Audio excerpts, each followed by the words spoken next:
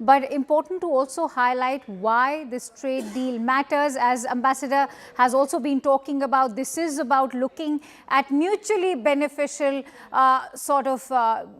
deal as far as what's going to now come ahead. Let's quickly take our viewers also through why this entire trade deal is going to matter for India and the United States. Primarily because it makes India's key exports to US, which are the competitive exports that you're looking at, are pharma, textiles, gems, jewelry, leather, all of them are then going to become affordable. They're also going to then expect a boost to the Indian markets. Now, as a shift from the Russian oil is going to take place, it's also going to reduce dependency risks, because India is going to be looking towards diversifying, whether it is Venezuelan oil, US, or even Canada, as we are trying to work it out. India now has the lowest tariff. That's a very key and critical point in South Asia, which means when you're looking at other manufacturing competitors like Vietnam, Bangladesh, Indonesia, India has a tariff way lower than them, even China. So it's also bound to reset diplomatic ties.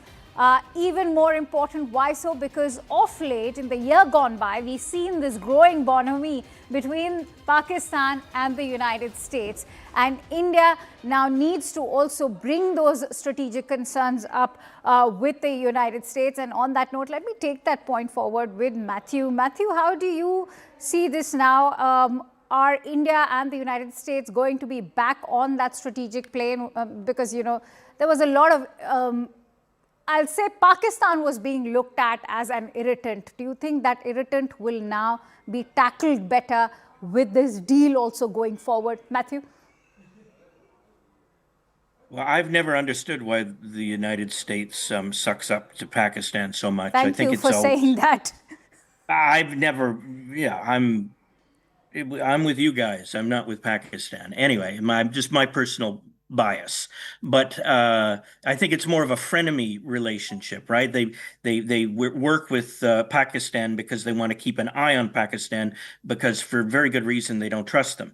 But I think that yeah, it's going to improve relations. It's going to bring the two countries closer together. It's going to put them on, you know, things were getting a little unfriendly in the first part of the second Trump administration, because President Trump has been trying to shake up the world order. You know, look at his his belligerent threats with respect to Greenland, and now he's backed off those because apparently he's getting what he wants. He's getting greater cooperation from Europe and from Denmark in policing the Arctic, protecting it from Russia and China. He's been very, heavy-handed, at least rhetorically, in a lot of countries, including India. And this is just the way he negotiates. He comes in and, huffing and puffing and being very loud and making demands that seem outrageous. And then later, later he turns down the temperature and offers new proposals that seem reasonable by comparison to the outrageous proposals that he came up with at first. So this is just his way of negotiating, and a lot of people don't really understand that about him, and they take him literally when he speaks, and wise political observers have learned not to interpret his words literally. You've got to look at the big picture when you're dealing with somebody, a complex master negotiator like Donald Trump.